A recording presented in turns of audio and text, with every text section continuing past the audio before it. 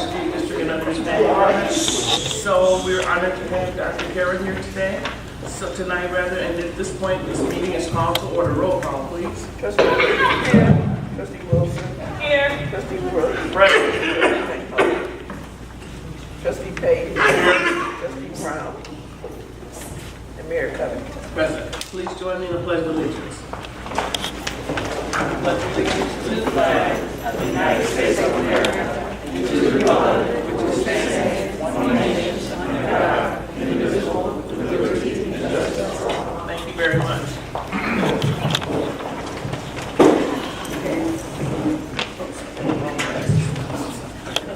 I know we have a general public here at this time, but if this setting, I would like to know, would you like to make your comments first, or would you like a presentation?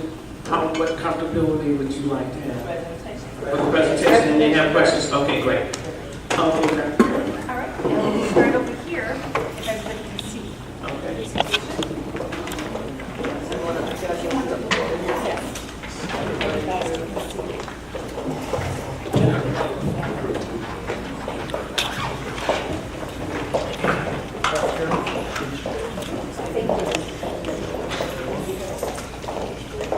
Good evening. I am very happy to be here this evening. I certainly do appreciate the invitation from the mayor. We have been talking for quite some time about this project that the district is undertaking, and really the purpose for me to be here tonight is to share what the vision of the district is in moving forward and how a facility plan will be affecting that vision and so forth. So tonight I'm going to share that with our PowerPoint slides and certainly give an opportunity to do that. As we think about what a school district is for, we're here to really support and educate our students for future ready. I don't need to tell you that students need something different for the workplace for tomorrow. To be globally competitive, you are probably seeing this in your own work environments. There's competition out there. There's students coming over from other countries. And we need to make sure that our students are globally competitive. But we also need to make sure that they are ready with all the necessary skills, because it's not just about the academics. It's not about reading, math, and arithmetic. It has to do with a lot more. Some of the things that our students need in order to move forward would be, cultural competency. That is a huge part of our plan here, is making sure that our students can interact with people from other cultures, backgrounds, and that is so important. The other things that our students are needing is the technology piece. We know that.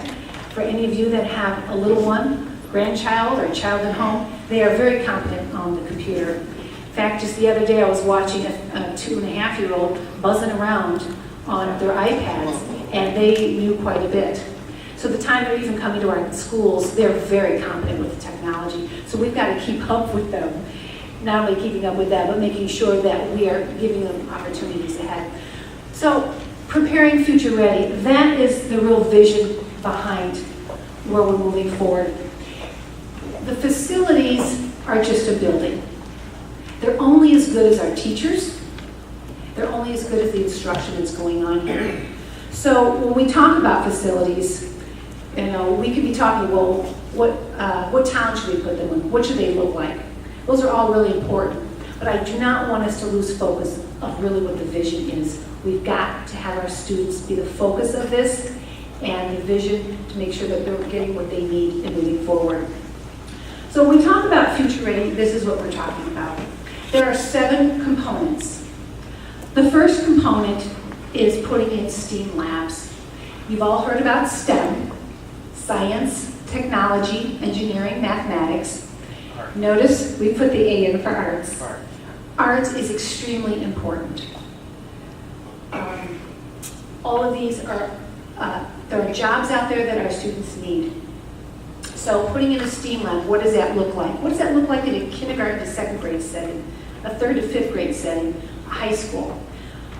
STEAM labs look like this. They are places where students can engage in learning about Legos. They start learning about coding. at the older grades, start learning about robotics, and our STEAM labs have 3D printers in them. And I can assure you, when students are in STEM labs or STEAM labs, there are never any discipline problems because our students are engaged in real-life application and solving problems. And that's really the focus of getting our students to be engaged and moving forward. The next component is equity for all. Equity is making sure that every student gets what they need. Whether it's resources, whether it's the same instruction, or same access to even air conditioning in some of our buildings. The next is cultural competency. Now notice we use the word competency. The word used to be cultural awareness, if you remember that word. Cultural awareness, we're far past that. Cultural awareness is just understanding there's a difference in cultures. Cultural competency is 3 steps forward.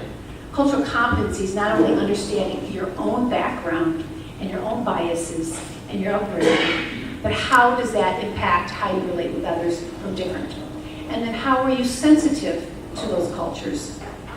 So there's an evolution that takes place in becoming culturally competent, and it doesn't happen overnight. It comes from activities, it comes from a community that celebrates differences, but also celebrates how we're similar. It celebrates the culture, the foods, the ideas. Those are all part of being culturally competent. So our students, as well as our staff, are already participating in training.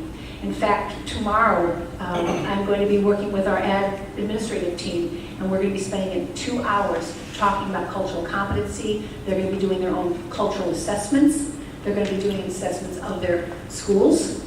And they're also going to figure out a plan of how they're going to be moving forward to identify cultural competency within their staff buildings. So we are aggressively moving forward with that.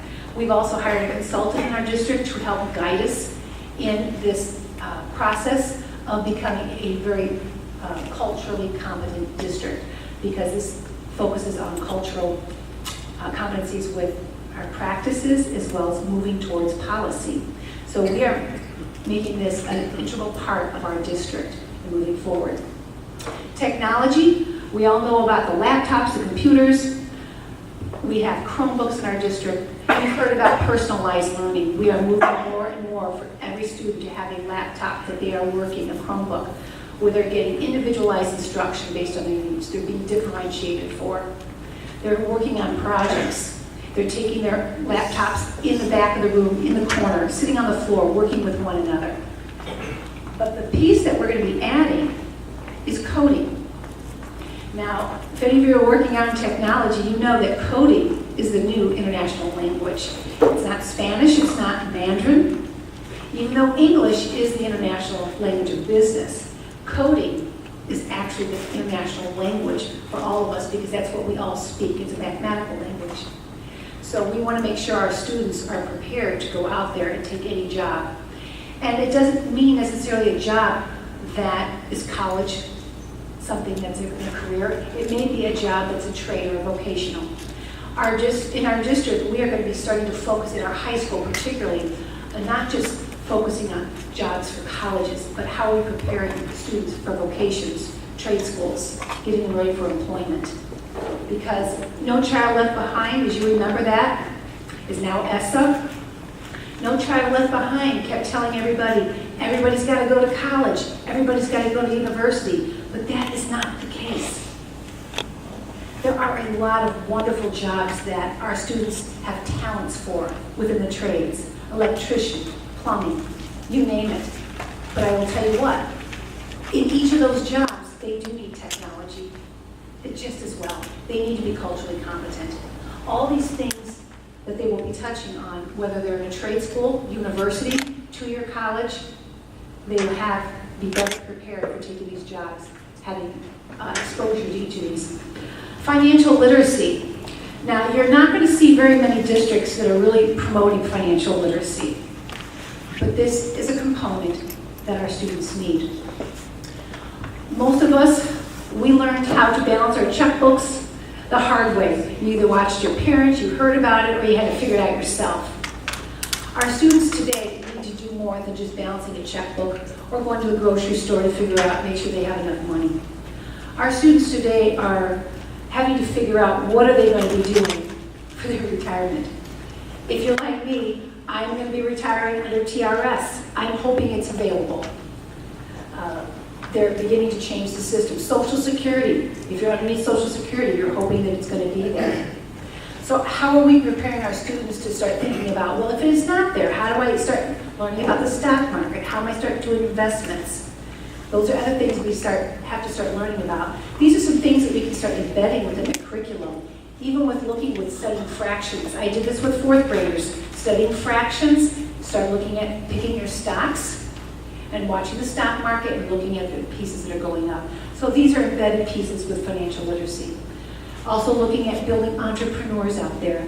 I can't tell you how often I see people working out of their home now because of technology. They have home offices. They're telecommuting inside the office. And so starting your own business and working and designing your own website and getting e-commerce. There's all sorts of things that are out there that are different than what we have. So we need to start educating our children about ways to do that. Web design, marketing, those kinds of things. The next one is critical thinking. We need to make sure that we're educating our children on how to think critically. They are bombarded so much about things that they're seeing in the news, things on Facebook. I have 5 children, and they keep me up to date on all that is going out there. And they will tell me stories about things they've read, and I have to say to them, did you check the source? Well, no, I didn't. You've got to start checking your sources. You've got to start thinking critically, because it's not just going to the encyclopedias anymore and going to the library. They're checking the sources on either Wikipedia, but mostly it's on Facebooks, chats, you name it. You know what's out there. So how are we having them think critically about the things that they're reading? That's really important. And the last one is global and local connections. This is one that I'm particularly passionate about. For one, global connections. You know, we all reside here in a rural fringe community. And some of our students are going to leave, and some will stay. For those that are going to be leaving, we want to make sure that they have an understanding about what goes on in other countries, other governments, other cultures, other businesses, because that does impact them. And certainly local connections, we want to make sure that our students are being connected to our own communities. I think we can do more than what we're doing with our communities. We want our students to stay connected. If some of them choose to go, that's good, but those that choose to stay, we want them heavily connected. They're going to be the new parents of tomorrow. They're going to be the homeowners, the business owners. We want them to stay. We want them to make connections with our businesses. So the more that we can get our students connected to our own communities and invite them in, the better off that we're going to be. I was just over at the middle school this afternoon, and I was talking to staff, and they pulled me up afterwards, and they said, Dr. Coglianese, if there's one thing we would like more support, we want to do more with our local communities. And I said, great, that's exactly what we're about. We've got to start finding ways to make more connections. Because the students of today not only need to be raised by, an immediate family, but our extended families are about our communities, and our students need everybody. So when we talk about Future Ready, students under this, with the curriculum and the culture that we're going to be focusing on, it's going to take us at least 6 years to get here, because every year we're going to focus on a new strand. By touching each one of these components, the time they leave us in high school, they will be better prepared than the students that have not had the exposure to these components. So these are really pretty important. So this anchors our work. Now, it's important for understanding if this is the vision, why are you talking about a facility? What does the facility have to do with this? And so we'll talk about how that is connected. The facility, I do believe, is going to be the catalyst that makes this happen. Right now in our district, we have schools that are spread out across the district. And most of our schools they're all doing wonderful things, all of them, but they're not connected. And it was interesting, I went out and started talking with students in focus groups in each of the buildings, and I was at in fact, the 2 buildings, I talked with students and I asked them the one question. I said, can you tell me the names of all the schools in our district? And these were 4th and 5th graders. They couldn't do it. Well, they said, well, they've heard of the middle school, and they've heard of the high school. They could not tell me one school. Some students did say CSK, so that was great. They'd heard about that. None of our students even know the names of our other schools in the district. That told me something. That told me that we are not connected. We are not united. And how are we getting our students to be better connected so that they can work together?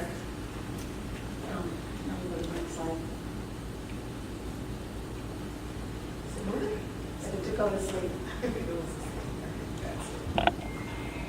So I'm going to go through these fairly quickly about the facility plan. As many of you may know, I started in July. And so I have been doing my best to go out into the community and talk with people because I want to learn about this community, because as soon as I can start understanding what the needs are in the community, I'm here to serve.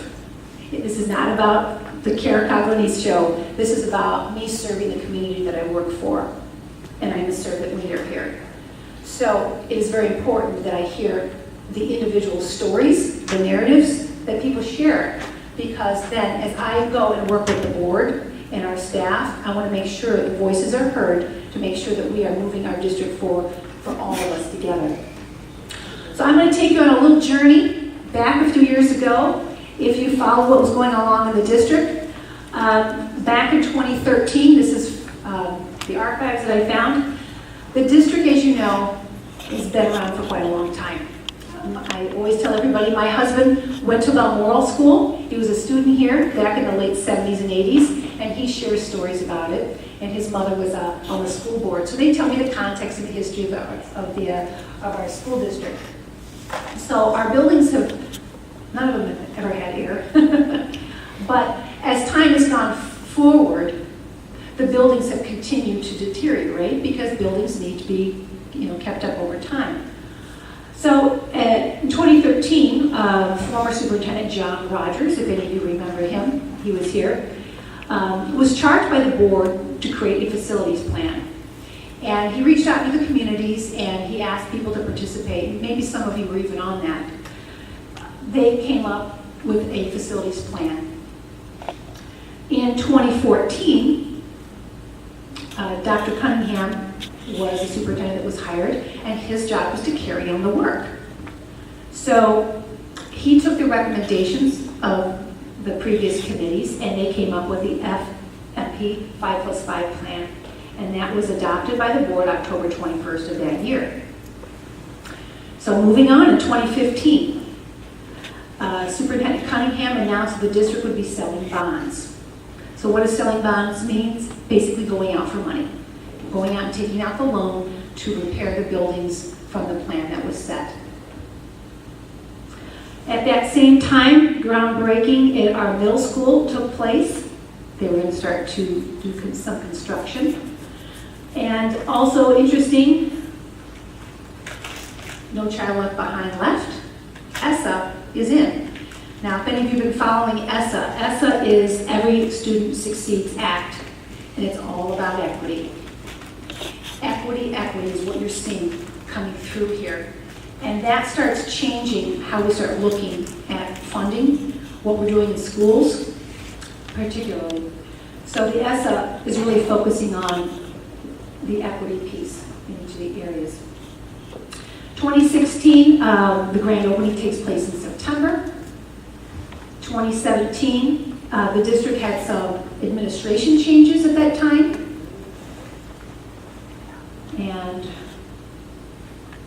And then Ken Surma, who's here this evening, he's with us. He's our assistant superintendent for business. He was hired on at that point in time. Now, this is also the same time that Governor Rauner had signed the bill, and that's the equity formula. And many of you have been hearing about the equity formula. They've changed funding for how schools receive money based on equity. So that has come in. So you can see the equity piece is becoming more important for districts to look at, communities to think about, and how we're looking at this. 2018, this is basically when I came on, as we were looking at the facility plan, the board at that point in time in June told our administration to move forward with exploring facilities and so forth. And so that is what they did. So when I came on in July, the first thing I needed to find out was people needed to know what we were doing for a plan. So we had a plan, most people call it the plan. And we needed to go out and find information from all of our stakeholders.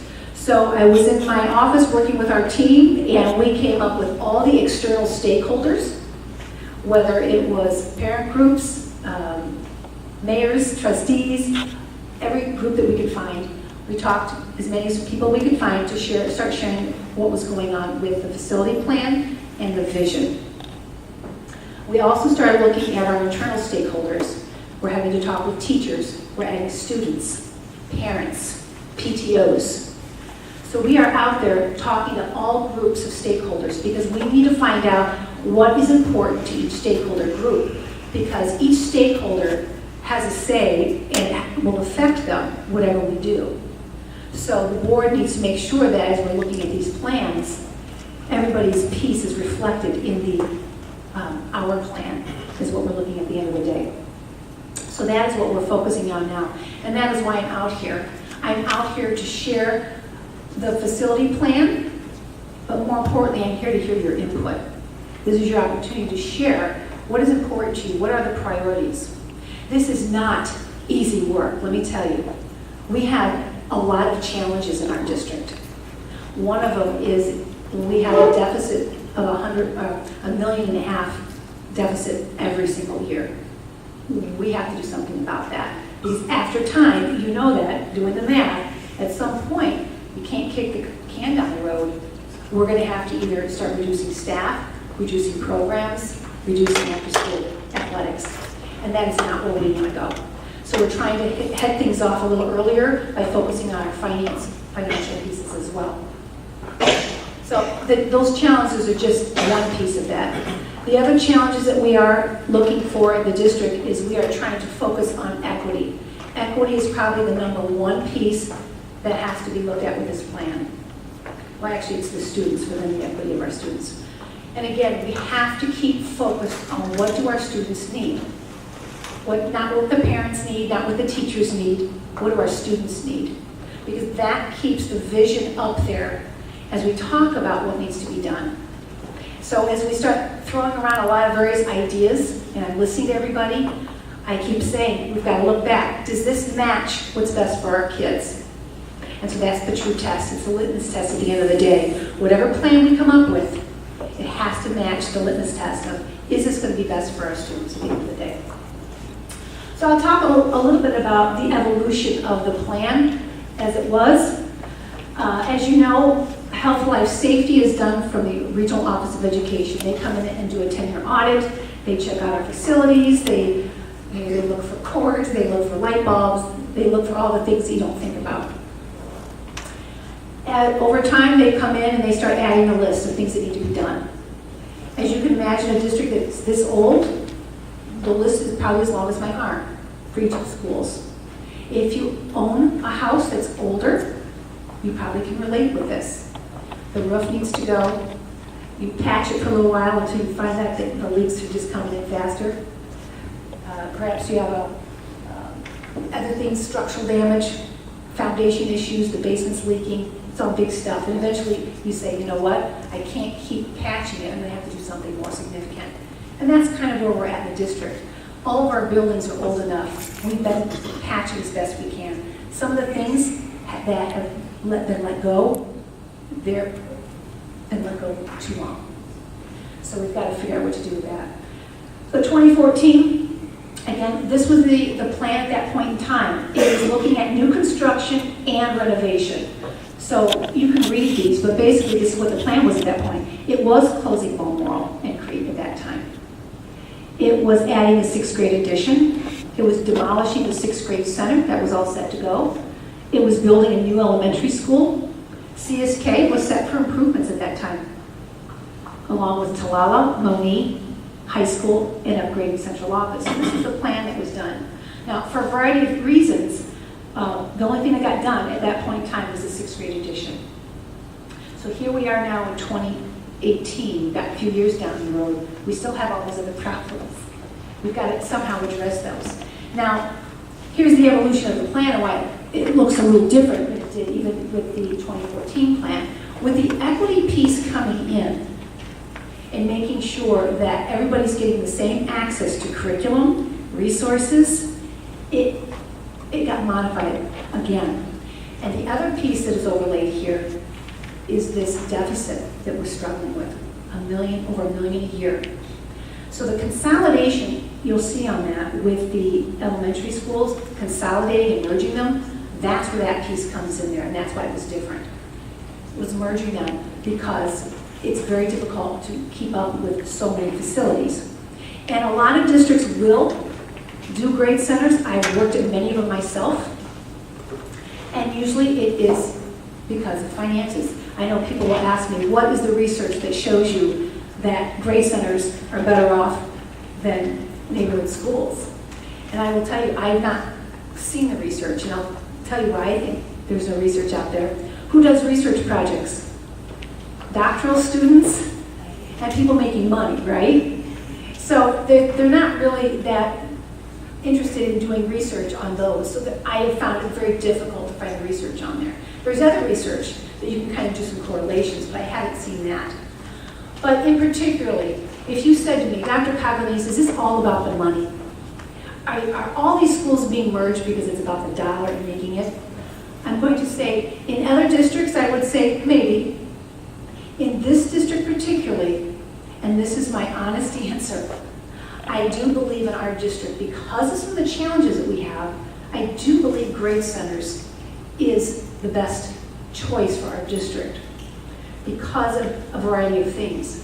Because of the equity piece, because of having our children start working together and blending together earlier instead of having them all blend in middle school.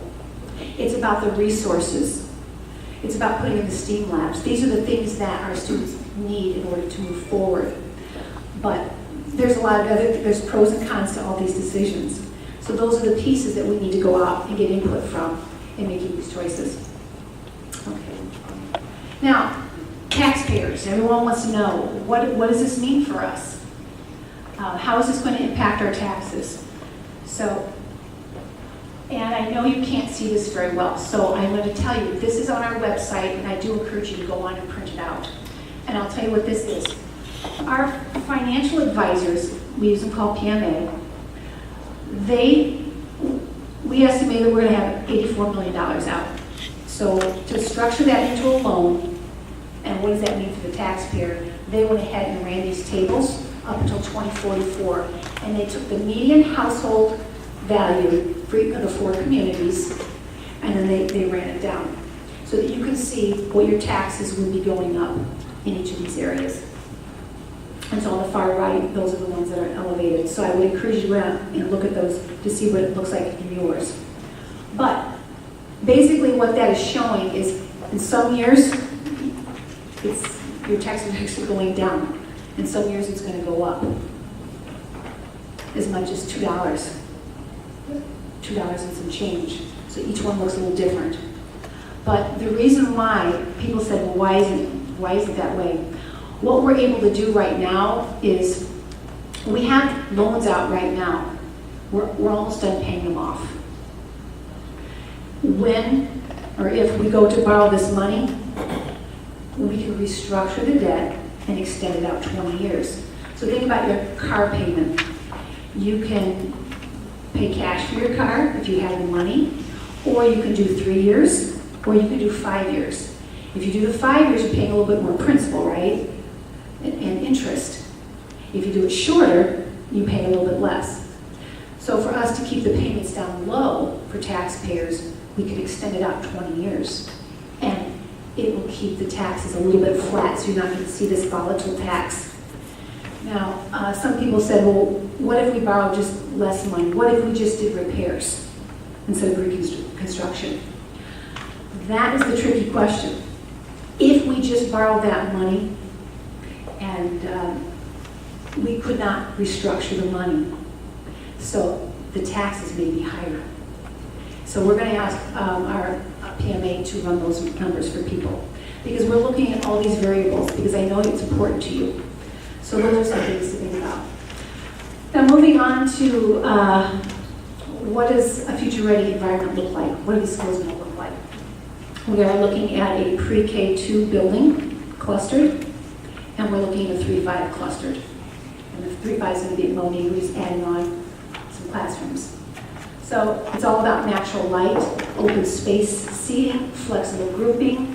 Here's laptops. Notice no desks, so the kids can't hoard all their papers there. They're going to all be working together. Here's another picture of a classroom. Teachers, students working together, differentiated, and so forth. Here is a STEM lab, robotics. In the upper left-hand corner, that's where you would see your 3D printer. Students are working on a variety of projects. And then last of all, we have a website. Please log on. We just updated our website, but we're adding a future-ready facility so you can start tracking what we're doing. So we have a lot of information on there, a lot of FAQs for people, but we also have a survey for you to share your input. It's not a voting, it's just a place for people to put their comments in there, because we are looking at those comments. And we're also, surveying our staff as well. So anyway, that's a somewhat brief overview of our project. Thank you. Yes. Very well, I'll come back. So, any questions, comments from the audience at this time? Hello everyone, my name is Deborah Taylor, resident of University Park for 34 years, had 2 students graduate to a 1-year school system. Can you? Yes. Okay, all right. First of all, welcome Dr. Carr to University Park. Glad you're here. I spoke to you on several occasions. Just asking you, would you come out and talk to us? So glad that you held to your word. Thank you for that. Just wanted to mention a few things that perhaps the school board and yourself have already considered, but if not, to take it under consideration. And I did write this on a card at the last meeting, but I wasn't able to stay here to answer. When we're talking about our students, I do understand that basically the things we've been talking about are addressing the academics. And I know that when you all look at academics, that you have to take into consideration, and you have to abide by Illinois learning standards. Well, we all know that part of those standards is also SEL standards, those social emotional learning standards. And the social emotional learning standard component is the point that I want to bring to yourself and to the board. My number one concern really is that in moving students around, what types of interventions should you decide, or the board decide to do this? What type of interventions have been put in place to make sure our students remain social emotionally stable? Many of our students, not only our students or our parents, have an attachment to their home schools. That cannot be ignored. That's just as important as the academic piece. The Illinois standards indicate that the social-emotional standards must be met. On those standards, it also has goals and objectives that indicate that many of those standards, social-emotional learning standards cannot, well, they should be met within that student's particular community. Just trying to find out what has been taken into consideration as far as actually addressing those standards, making sure those students continue to be committed and connected to the community, to this village. I'm specifically talking about Greta Scott King right now, who I care about all the students. But in moving students around, some of the students also, you said that a building would be, I guess, a pre-K to 2 and then another one to 3 to 5. Is that what you just said? I'm sorry, I want to make sure I understand. Yes. Some of these students also have siblings that would pretty much be in that age range from the 2 to the 5 and perhaps be split in 2 different buildings.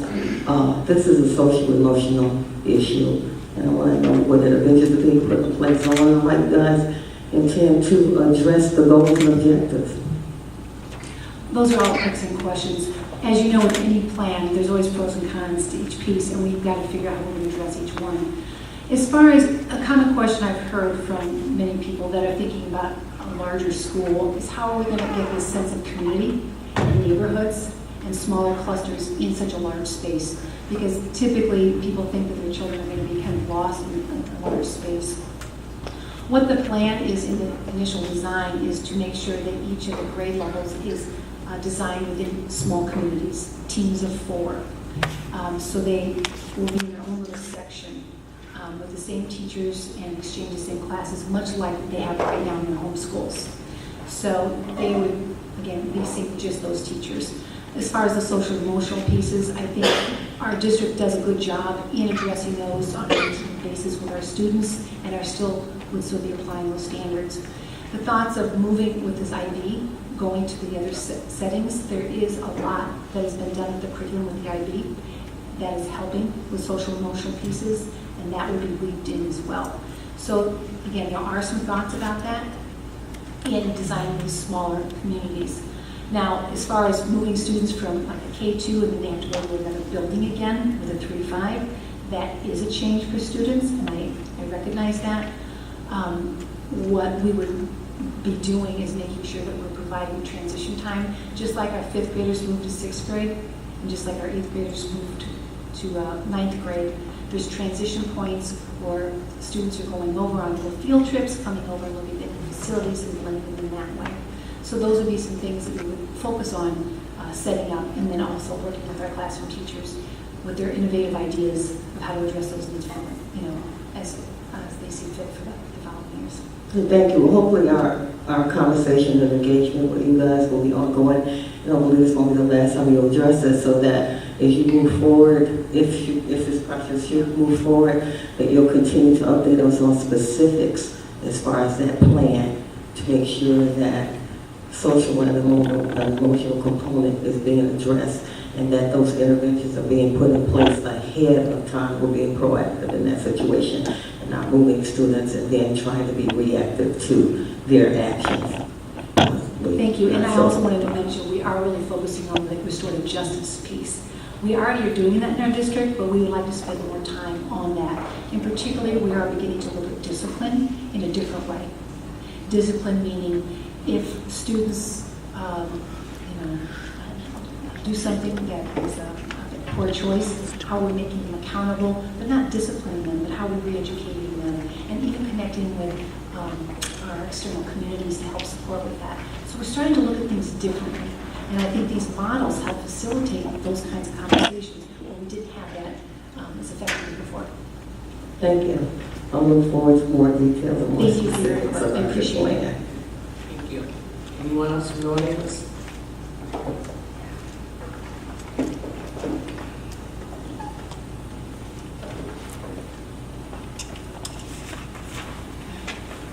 Good evening. My name is Sandra Hurd. I'm the assessor from Moline Township.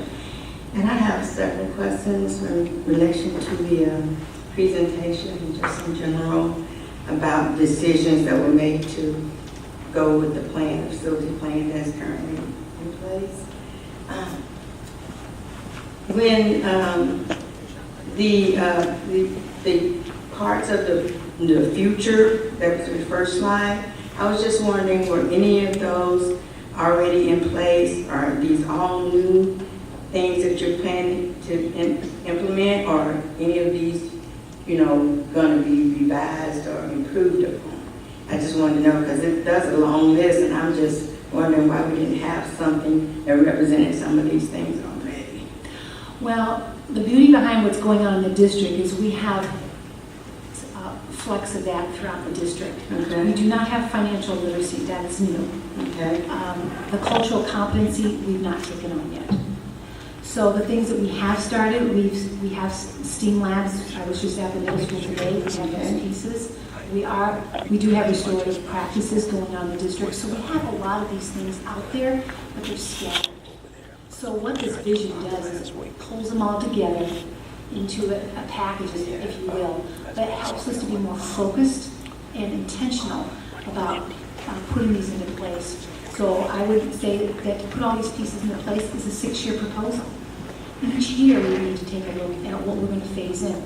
For example, this year, how we're starting with the foundational work. That foundational work is 2 things. Cultural competency, because if we're going to work together, we know how to talk with one another. So we are spending this year focusing on that specifically with our administrators as well as our staff. And what does that look like? It's education, it's professional development, and that'll thread through this year. The equity piece is coming in next. So those pieces will be integrated as well.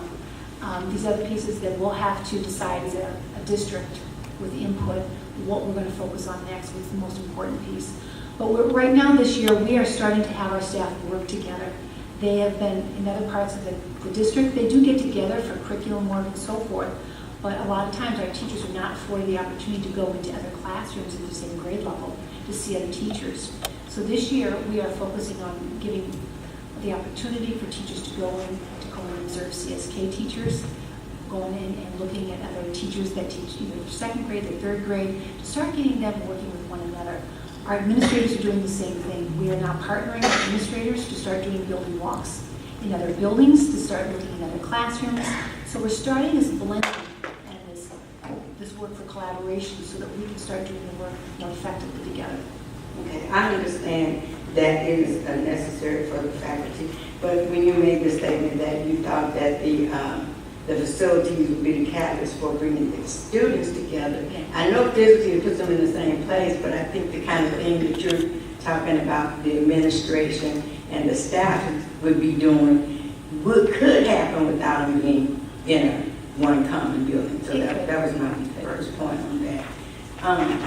The other thing is that you mentioned that the buildings, the existing buildings are deteriorating, and since I think 2004, 14 maybe, but there was a plan that was in place to improve those. So I'm wondering, I understand that there was a maintenance fund available. I'm wondering why that money wasn't being used, and is it still an active fund? I don't know if I have the information to tell you about that. Okay. I'm sorry. Did you say the finance guy was here tonight? He is. Okay. Well, maybe he can respond to There he that. is. All right, finance guy. How are you? Yes, sir. How are you? Nice to meet you. And back in 2013, there was a facility plan that was put together. Part of that plan addressed two things. One was the life safety issues in all the facilities, not all of them, but most of them. And then the second part of that were enhancements to the facilities. At that point, the total cost of that, the life safety was about $9 million, about $9.5 million. The other enhancements totaled about $36 million for a total of about $45 million. Okay? I'm sorry, you said 9.5 was for what? For life safety issues. Life safety. Yes. And then others for like The other building? enhancements were things like air conditioning in buildings, replacing piping in buildings that may have deteriorated. Those aren't necessarily life safety issues in that. Okay? So the total of that was about $45 million. There is a fund called the Capital Projects Fund that is available. There's a fund also called Operation and Maintenance. Operation and Maintenance is mostly for the operating buildings, utilities, custodial staff, those type of things. But the Capital Projects Fund is the one that really pays for those things. That money is generated one of two ways usually. One, it could be by referendum, where you go out to the people and sell bonds or take a mortgage out to get money in that. The second way to do that is by transferring funds from other funds into that account.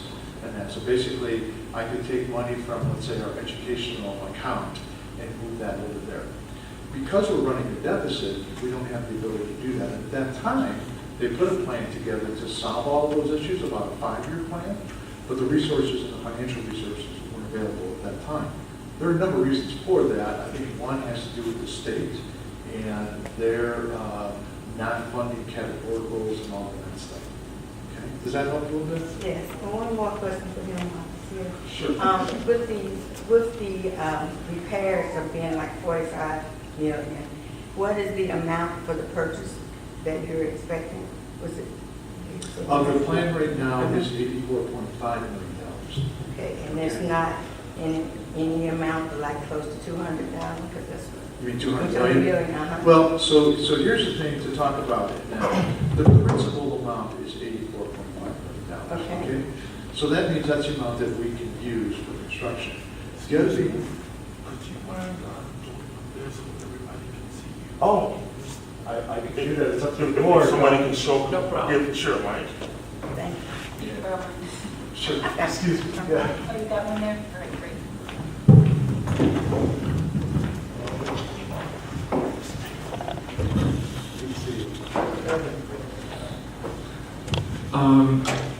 I forget, what was, oh, the 200 million, okay. So one of the things that happens is that we will be borrowing in principal $84.5 million.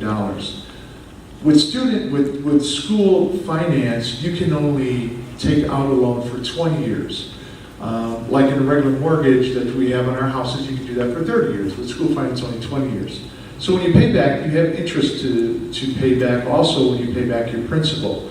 If you add the two up, our financial advisor, looking at market rates right now, that cost, total cost would be about $150 million. Okay? That's including interest. Right. So it's the same way, and I'll equate it a little bit to when you purchase a house.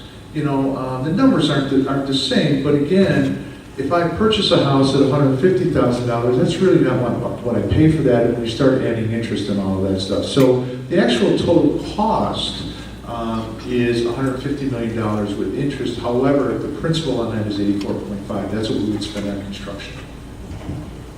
And when you compare that that it was decided to do the repairs, not to do the repairs and to do the purchase because of the interest being higher, how much more higher would it be for that type of home versus the purchase? I don't think there'd be a difference in the interest because, again, the interest would be the same. It's a less amount.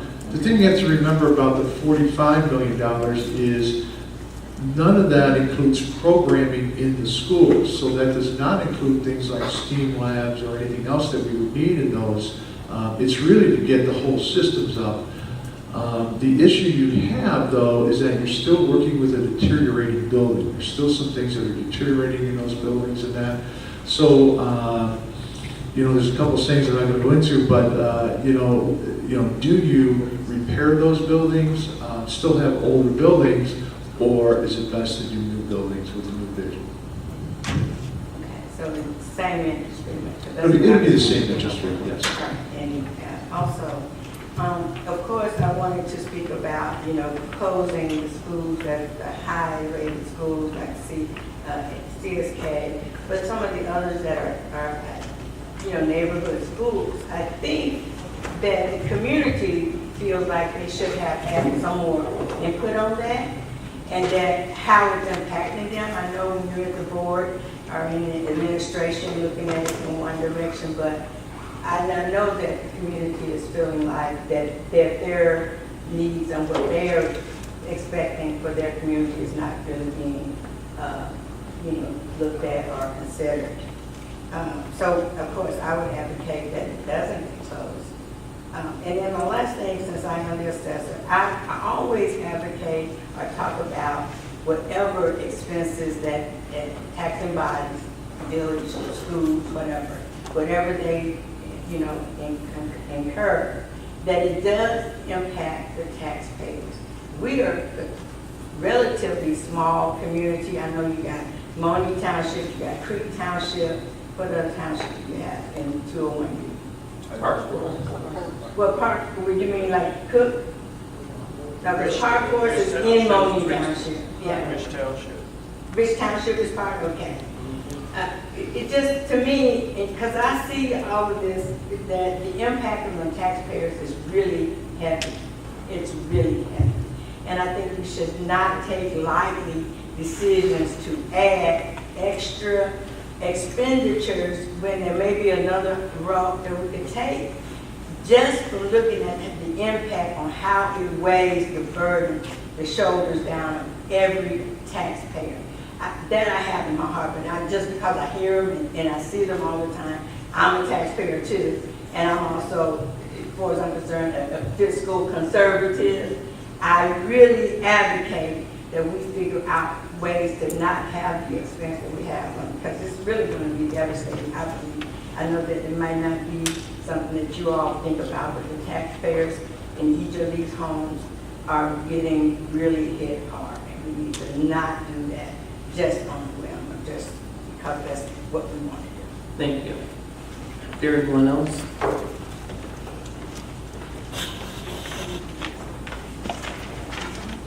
Good evening. Mayor Covington, Dr. Coglianese, members of trustees of University Park. I am Dr. Reginald Williams, pastor of First Baptist Church of University Park.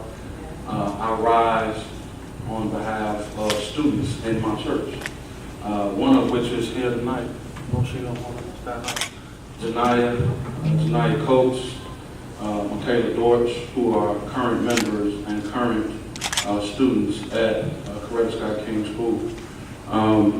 I want to respond to a number of different things. A few weeks ago, I think you may have seen me at the board meeting, and I submitted over 100, probably over 125, 150 letters, to which we never got responses as to those concerns. And so at some point, I would hope that you would, along with some board members or yourself, give us some answers to those concerns. And I'll reread some of those concerns with regard to this larger conversation that we're having. You said earlier that our facilities are not the real thing. Our facilities are as good as our teachers. Did I misquote you on that? You said that over here. Our teachers do make. Our teachers make the facilities. Absolutely. Right. And so one of the questions I would have is in the larger scope of things. If Coretta Scott King is one of the top performing schools of the district, why not invest further in that facility and in those teachers and in those students and in the building that is holding and housing one of the best schools in the district? The first international baccalaureate school in the state of Illinois is right here in University Park. So that's one piece on one level. Because it is our contention that the deleterious effects that it would have on this community would be legion.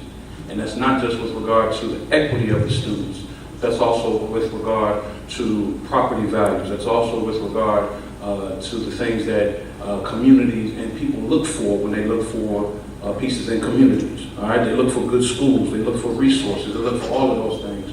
And to close a top performing school, and we'll get to the money part in a minute. And so I heard you also say that you want our students connected with our local communities, but this plan would kill one of those communities. Literally. The plan you would want to put in place would serve to adversely affect some of the community which you say you want to serve and you want to connect even further. So we talk about, I heard you talk about the financial piece and how we're running a $1.5 million deficit every year. And so I wonder about that, because if we're running a $1.5 million deficit every year, but we're talking about taking out $84 million, which is going to lead to 153, when it could be 45 leading to something else. I don't even like to use that 45, 46 minus 1, to something else. That could keep this school and part of this. So in my estimation, and because of the folks that I represent and I'm speaking for right now, it's more than just the school. It's more than just a plan. This is lives. And so if kids got to get up extra early and then get bus home extra late, everything is leaving here and nothing's coming back. And so that's a major concern, not only for me, but for members I represent and folks who have talked to me about this. And so you talk about the repair versus restructuring. And so what is not taken into account, and I can't stress this enough, is the cumulative effect that it will have on the very children who you say you want to have equity. Because if I'm coming from a certain different mileage away, and I'm coming to these communities out here that are farther away from the community that's in my neighborhood, that's a problem. Because that's going to have, again, deleterious effects on their ability to learn social emotional learning skills. What's my sister? All of those different types of things. It's not going to be equity. It won't. As a matter of fact, it will be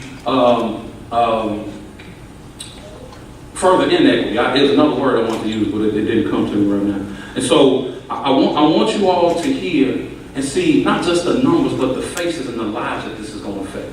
This is not just about numbers. This is not just about how we can get a new plan. No, we can do new plans and new things. Now, so I don't disagree with everything in the plan, right? There's some things that planning for going forward and raising our kids, and the coding piece is huge. That can be done in all schools, right? All of that is huge in terms of preparing our children for the future. We can upgrade the buildings that we have while taking into account the effects that the lack of those buildings would have on the rest of our community. I need you all to see the faces of people, not just numbers. I need you all to understand the deleterious effects that this is going to have in terms of not only taking the school out, but of killing a community, or aiding or being co-conspirators in the murder of a community. That's how critical it is for CSK to stay. Thank you. Thank you. Thank you,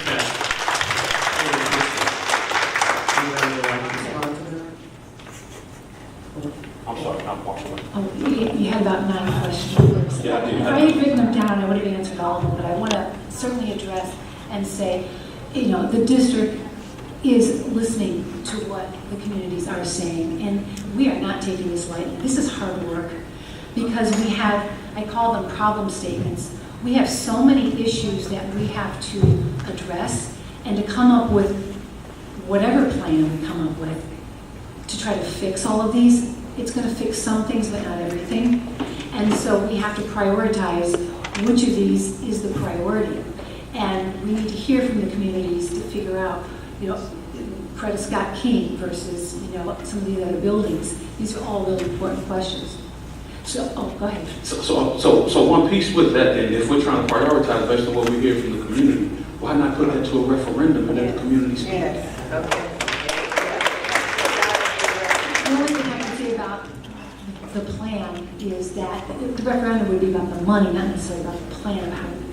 But it would say something about the plan based on whether or not the community saw that as an avenue to go, as a way to go. So it would just be about money. It would be about what the money represents. Right now, I'm asking for suggestions. As I go out there, we'll say, this is what's on the table right now. These are some of our concerns. Help us come up with some solutions. Instead of just saying, don't do this. We need some solutions. So, and we've been hearing good solutions from other folks out there. You talked about the Coretta Scott King with its good curriculum and so forth. Mm-hmm. That's what we've been hearing from everybody. Mm-hmm. And for my other parents, I hear, well, why can't we have our students in there? We want the curriculum for everybody. So that's another piece that we have to address. How do I have curriculum for everybody instead of just some students? So one way to do that is to put it in other schools. Like we did at the Coretta Scott King. It doesn't have to stay there. This is served as a model. Okay, let's take it to the other schools. That doesn't mean we got to tear schools down to do that. And then the other piece is, the facilities, which ones do we close, which ones do we keep open? Is there any way that we can purpose various programs in here? So these are all the things that we're having to consider. And I don't, so while it sounds like I'm complaining, and I don't take for granted that you're in a rough spot. I don't take that for granted. And so you got to hear, I don't take that for granted. As a pastor, I know, I don't take for granted you get multiple avenues coming at you all the time. So I don't take that for granted. However, in just some of the pieces that you've offered, there are recommendations and pieces that could make it a win-win as opposed to a win-lose, right? We are looking for win-win. So with win, so we just shared some of them, right? Yes. If we did an international baccalaureate in Coretta Scott King, we can take them to other schools. That's not a problem, right? Some of our schools do have life safety issues. Let's put the money into having life safety issues taken care of so that our kids can be learning in a good environment. All kids, not just some schools or not just a new school. Let's do that. And that does not require up to $250, $200 million to do that, right? The other piece that I want us to take into, and this is taken into account. We say we're trying to prepare our kids for the future. This was in the letter that none of us got any response about. Research shows, and we provided what the research was. Research shows that approximately of the 2,000 schools in this nation which close every year, 53% of those schools are in suburban areas. Moreover, when schools close, the students most adversely affected are African American students. University of Harvard, 97% African American. Neighborhoods with school closures have lower college completion rates than those communities wherein investments are made in schools. This concern is compounded when the effect of the closing of the communities is considered. When schools close in neighborhoods, it is usually evidence of disinvestment and even more disenfranchisement of the members of that community. And I dare say, also evidence of possible gentrification on the way. Lack of schools in communities signals a lack of concern and lack of value placed on the children of that community as well as the members of the community. It's not just about the money, it's about our babies right here in our community, especially as we talk about the equity piece, all right? When schools are snatched from communities, economic expansion is erased and community destabilization is increased. And we say that we don't want that to happen here in University Park. And I can appreciate Thank you very much. I would ask you to please put your comments. We have the survey out there. Put your comments on there. We're looking for some suggestions. We gave you 125 letters without comments. Okay. We got no response from the comments that we put in the 125 letters. So, I mean, you have some comments. So, did they have suggestions on there? They have suggestions on there, yes. And I'm happy to talk after this, so I can offer some of those suggestions as well. In addition to having people in our congregation who are educators who have done some of this stuff before that can sit and talk with you on some of that. Because everyone's got good suggestions, because there's a lot of professionals out there that work in variety situations. Happy to do that. I appreciate it. This has to be my last question. That was supposed to be somewhere else. Hi, my name is Denise Richardson. I'm an educator. I teach STEM. Great. And so basically what I'm going to say, I've seen the transition that has taken place with schools closing. I watched one school close, and they merged the school, two schools, K through 8th grade, really pre-K through 8th grade. It's not a good setting. I transitioned to another school, and this is where I'm at now. They took increments of parts of developing the STEM lab. It opened up for me in February. It's working wonderfully. They didn't try to do everything all at once. They did not take out a loan to do all of that. So maybe you might want to look at taking some increment parts and meeting those compliance codes. Okay, thank you. I know there are others that she said she can't take any more questions, unfortunately, and that's really a disadvantage because there were some people that just really want to have something to say. I was not prepared to be here this long today. Okay. You came to our community. You wanted to hear our opinion. You gave us up your presentation. So I feel it's only fair for you. I'm sorry, I was invited here, I thought, just to share the presentation, so that's why I budgeted my time. Well, no, we did questions as well, because this is dear to my heart. This is my community, and they really have a right. These are taxpayers that I'm having to work with every day, and this board as well. So if you could, if we could sacrifice, I really appreciate it. So they can have something. They have to have something to say. I don't want to just leave this the way it is. I know the board has something to say too, unfortunately, especially me. Because we did talk with Mr. Payton. I mean, Mr. Payton has some history as well to talk about. But I have to say that I would really appreciate if you could let these last two people speak, because my thing, and I'll say my comment right now, Mr. Payton and my trustee Payton, myself and other trustees here, we know, and I am a part of African American mayors, I am a part of the South Suburban Regional Black mayors, and we are hurting. Anything east of I-57 is being redlined. And now it seems as if it's our schools being redlined. And to take our children right now, and I listened to some of the scores that I was very disturbed about yesterday, because I'm very good friends with Dr. Blondine Davis, and her kids' scores are off the roof. And I'm wondering, what is she doing as a superintendent? Not because you haven't had the chance, and I'm not putting that on you right now, but the previous superintendent and his teachers are not holding these teachers accountable. Our children's grades, what I saw yesterday, was deplorable. What are they not doing? What is it, the formula that Dr. Blondine Davis is doing over Richardson Park, and the average is 4.2, and the other schools are 4.6 GPAs, and they're getting $1 million scholarships over there. She just added on a performing arts with no cost. And there's something wrong in this formula over here. And our kids should not be failing, and our rates were the lowest in the nation. So it's accountability for these teachers and the administration that's over these teachers, that's holding them accountable. And I cannot afford, right now, University Park is trying to build up. We're not where we used to be, but we're sure not where we were before, but we're moving. And we're in a position of moving. This board is moving.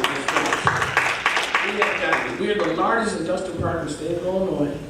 We just got IBEW, one of the largest training centers in the world, International Brotherhood for Electronics. We just have 2 other places that just moved here, and we're trying to build this village. We have someone right now about to do a development here. I do not and cannot afford to go backwards and kill our village, like she said earlier. The school, people look to move here because of school districts and schools. And I don't know what the formula was for Crete. They're half our population. They pay less taxes than we do. And I really would like to know decision-making on why it had to go to Crete versus University Park, when most of the money that comes to the school is from our University Park. They do not have that. We have 17. I dare to compare their revenue that they're receiving, that the school is receiving versus University Park. Not to mention, had it not been for University Park, that high school would not be there. Crete and Monet were against the referendum being put on there. But our person right down there, Mr. Milton Payton, had to really go beyond what he wanted to go to get that done. So University Park made that school happen. And I'm still for the year, there is no you, but it is us. We have no representation to the school that we pay the most. And 75% of our taxes is going to the school district. And we're paying the most. So I think it's really unfair to move a school, a new school, we're supposed to get that. Not Crete.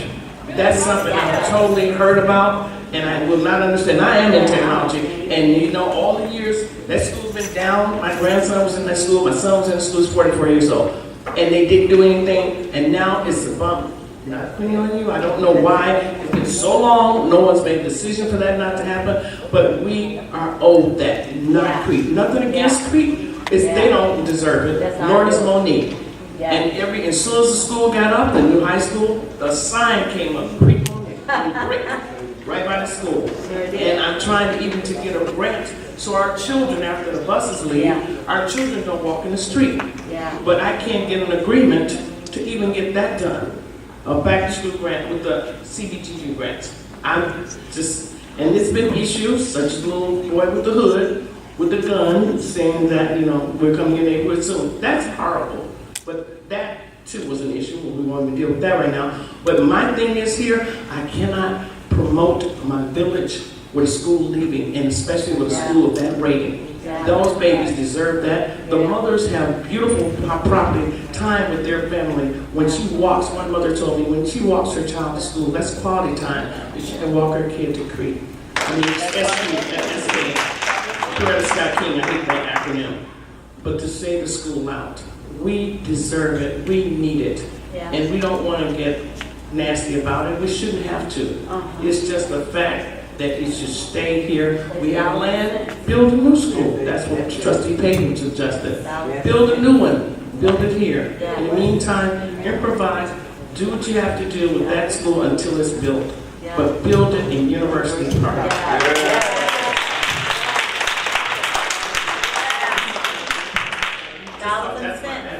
Trustee Milton Payton had something to say. Thank you, Mayor.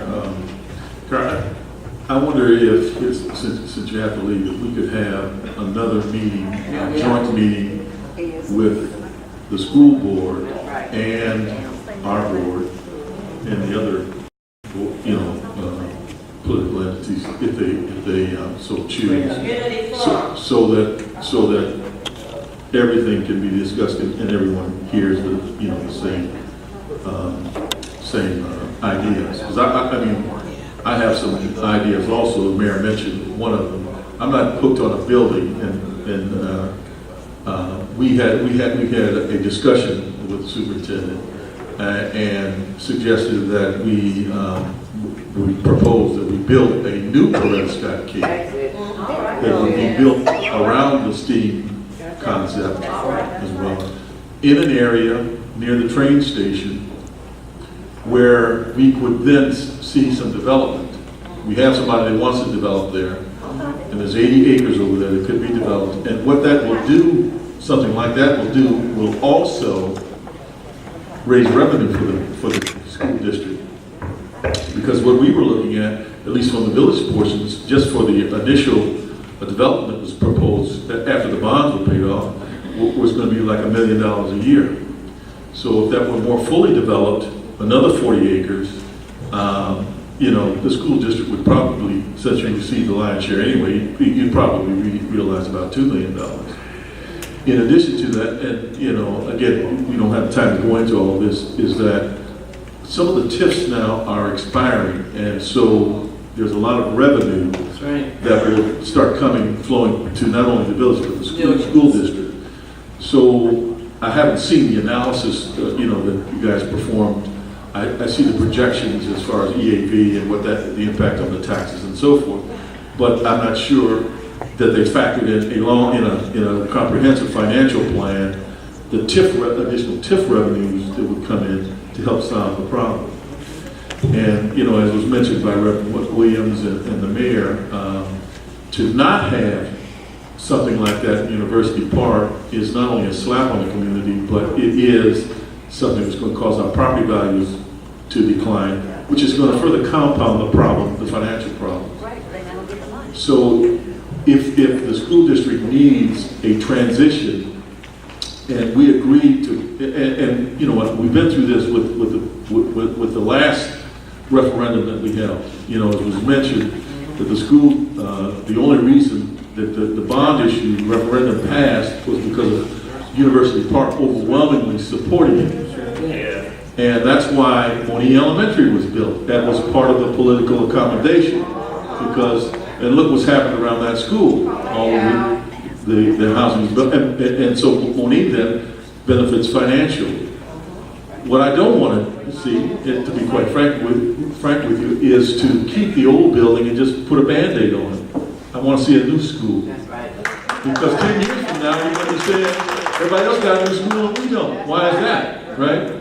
So, we need to have a new school, something that's like the high school, that'll enable a much better learning environment.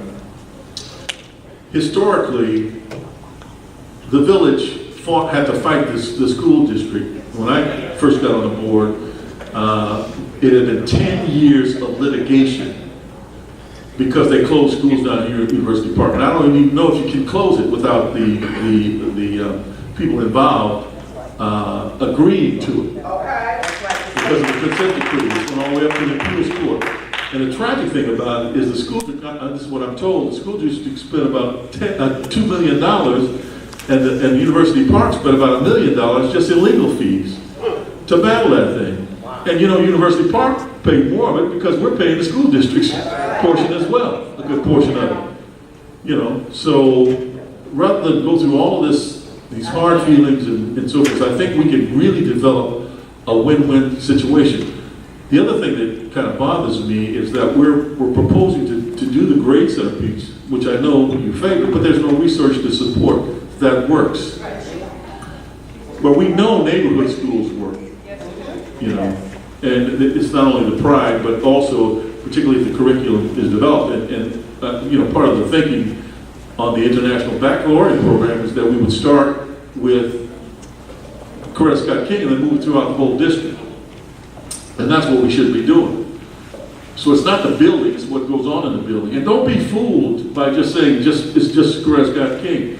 Because University Park students are only about 40% of the student body there, because the library has kids from each one of the different communities going in. And those are the parents that are involved and want a good education for their kids. Well, if we make that ideal concept throughout the district, one of the requirements is to get parents involved, that you have to participate.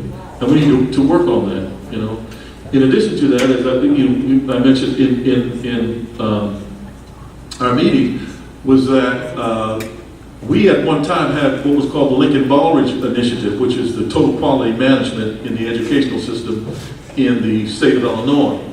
And that uses data to make objective decisions on things. And that was being integrated throughout the district in schools. We had a grant at the time. We had a person coordinating it. Maybe, we need to look at something again. But if we want to really truly improve education, then we need to get accurate information in order to make the decisions that are necessary. But, I would like to see us talk about a financial plan that's comprehensive, for everyone. But, I'm all for new schools, but we need to do it the right way for all the communities. Yes, Madam Mayor and Board of Trustees, I agree also with the audience that if we can schedule another meeting and if possible a joint meeting with the school board, because I'm sitting here and don't want to rehash with my partner from this last election, Curtis, that it took me 4 times to get up here.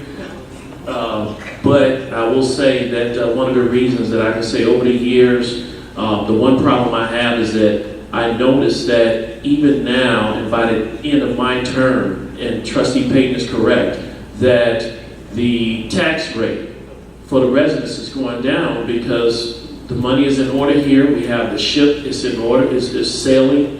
But yet, when we just looked at this last tax bill, the school board is steady ticking up, and up.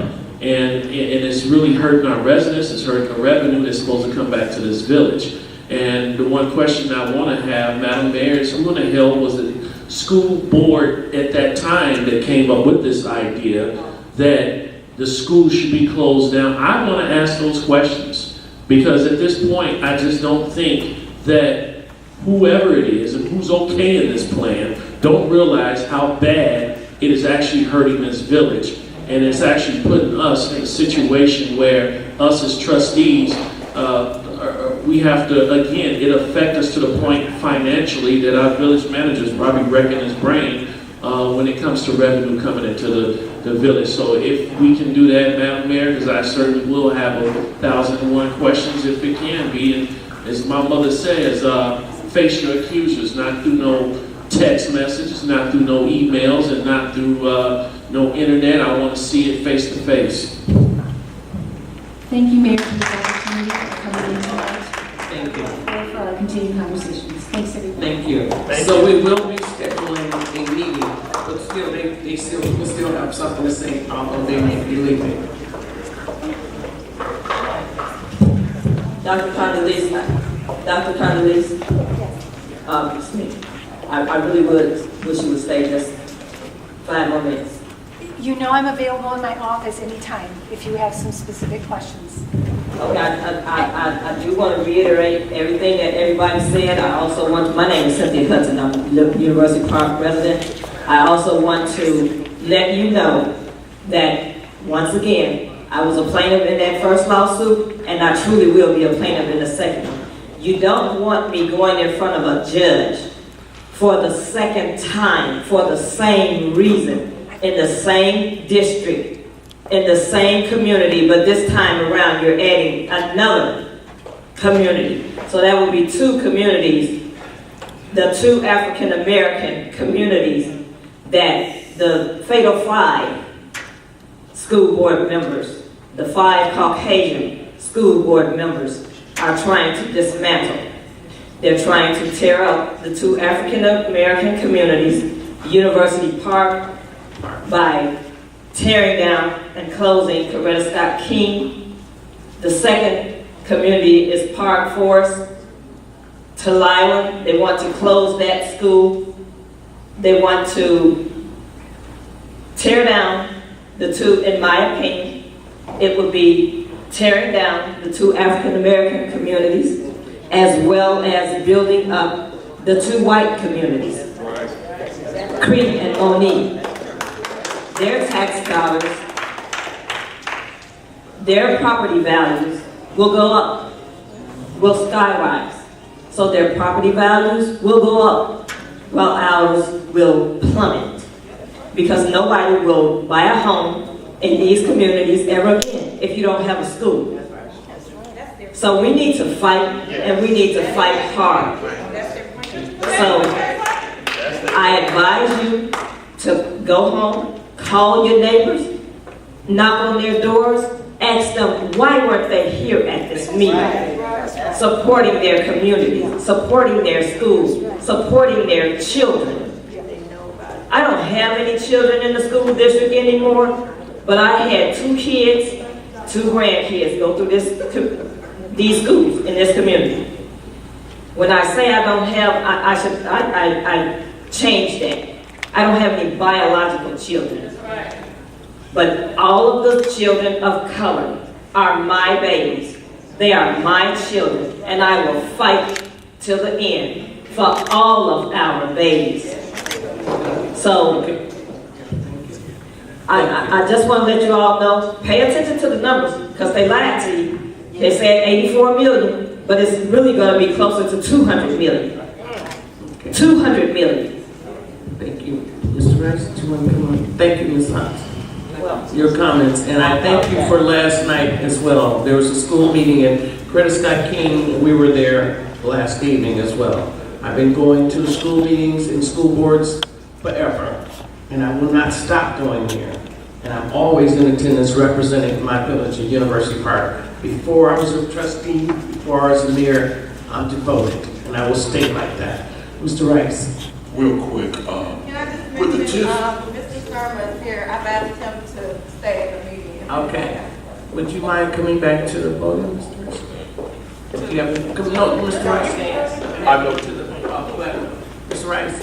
Yeah, I was going to be quick, but I did have some things Sure. I wanted to ask So, about thank you. the TIF. how much money, Manager Drake. Yes, ma'am. I'm sorry. is about the TIF? Yes. It's supposed to be ending, and how much revenue is actually going to go to the school once it's ended? One is ending this year, and how much money are they going to get out of this TIF? And would that help the financial problem with that? And I have more questions, but I know we have time. If I could go ahead, and then Mr. Pate, you can join in too, because Tim and I both had a conversation today. So the way the TIF works is that when the TIF expires, there's something that's called a incremental EAV that takes place. And so when that rolls off, we are then able to count that EAV in our financial projections for levying taxes and that. If there is any, the only way that we can get actually cash from the TIF, if there were surplus funds left in the TIF account. That's not what I'm asking. Okay. What I'm asking is, it's ending. Yes, It is ending. yes. And you're going to get money next year, I believe. We will- From the TIF being ended. Yes, but not directly from the TIF account. That's what to understand. We will get money based on, we're able to use the EAV from that TIF, and then that will generate additional tax revenue for us from those properties that are in the TIF. There may be money that was left in the TIF account as the TIF was created, but that money could be used for the TIF and that. So it's not like we would get cash from that TIF account and that. We would get the money generated from the EAV from that.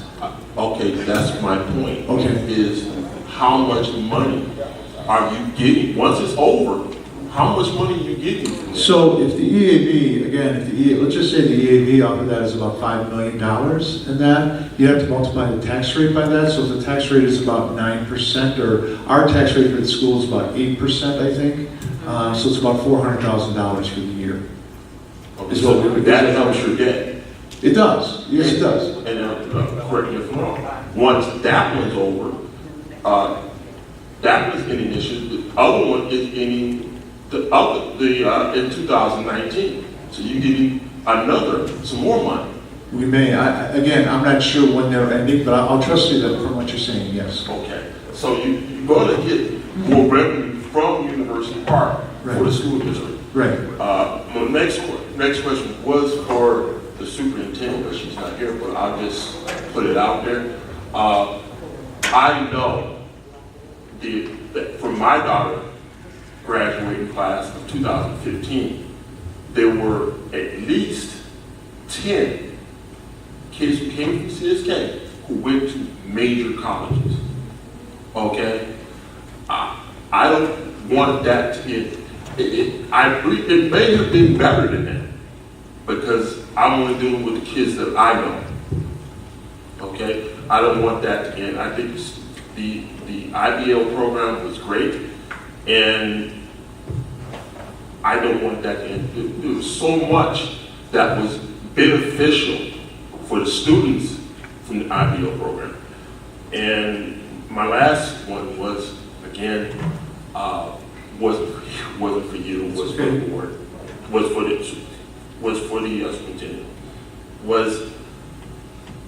it seems to me when people come into this village and they look up on the internet and they see Creek Elementary School and they see Monique Elementary School and they see Creek Monique High School and then they see Creek Monique Middle School, they don't see our village in it at all. So why would anybody who want to come in here and they're doing their research as it's been presented, who want to come in? We ain't got a school here. They looked at that, we don't have a school. So they wouldn't want to come in. I think that's a very valid point. It is something, and I'll be very honest with you, I think it's something that we are looking at. And just so you know, it was not named after the villages, it was named after the townships. I know that. I'm aware of that. Thank you, Mr. Payton, but I don't know that. I'm just saying that somebody coming in would see that. And one of the things about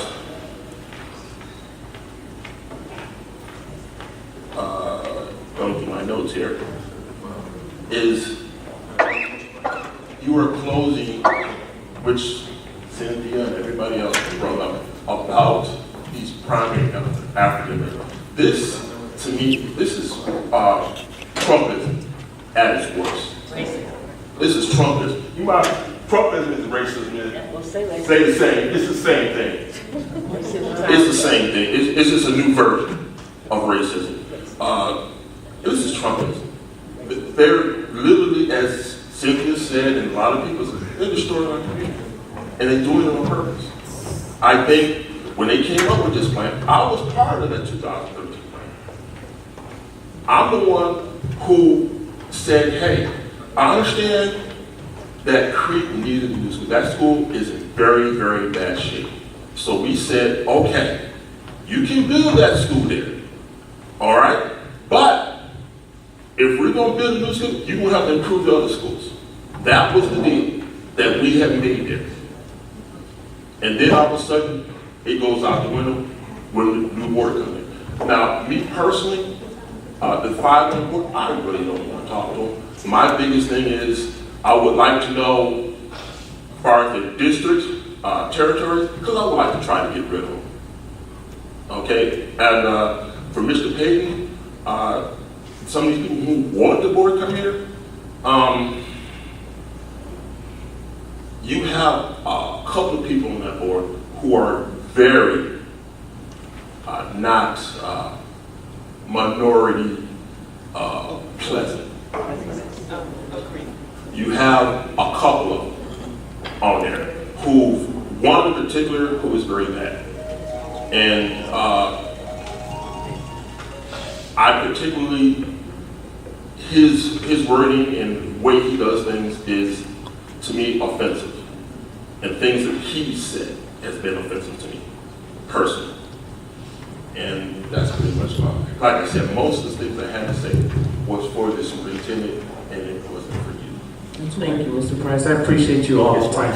Price, I'm sorry, Price. It's Rice. Rice, I'm sorry. And just so you know, Mr. Rice, the whole purpose of the former lawsuit was to create the districts because they unilaterally changed it to at-large, and that's why they were able to close the school. Oh, yes, I understand, but what I want to know. We don't want to eliminate the districts. No, sir. No, sir. I don't want to eliminate the districts. I don't. I want to know what the boundaries are for those districts so that I can go in, find people who in those districts to vote against these people. That's what I want to do. I want to get people to get them out. Okay, if I know where the issues are, I can go door to door, tell people who they are because they're anonymous. They're doing this with not a lot of people knowing who they are. So that's what I want to do. I want to know where the district boundaries are and go to those communities, and if we can get somebody to run a district, fine. If they win, that's democracy. Yeah, they have it, the boundaries. They don't have it. I look online. I don't know. That's what I'm saying. Yeah. That's what I would like to do. You always do it for you to get it from the school district. Right. Because they're set up for voting, so whatever those districts are, they're defined. That's what I'm doing. That's what I'm doing. Thank you. Just for,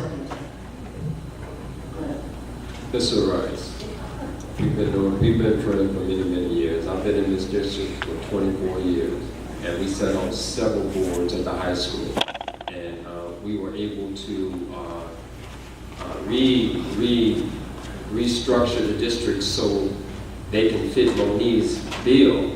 So I just wanted to say that I'm totally appalled and disenchanted at the fact that the board came up with the idea, and even the slightest idea, without even contacting us, without even talking to us about closing Coretta Scott King, because it's not going to happen.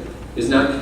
We're going to get a win-win situation here. No matter what the board says at this point in time, we have to galvanize the community. There's always fighting, man. We always fighting. I came into this district in 1994.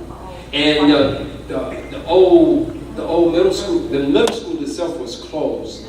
And then I learned through Miss Hudson, who I became a friend of, that she had put in a class action suit with along with other individuals, Jim Harris, that they had to fight to get that school opened up, and no one wanted to ship their kids here. We would always have to ship our kids outside.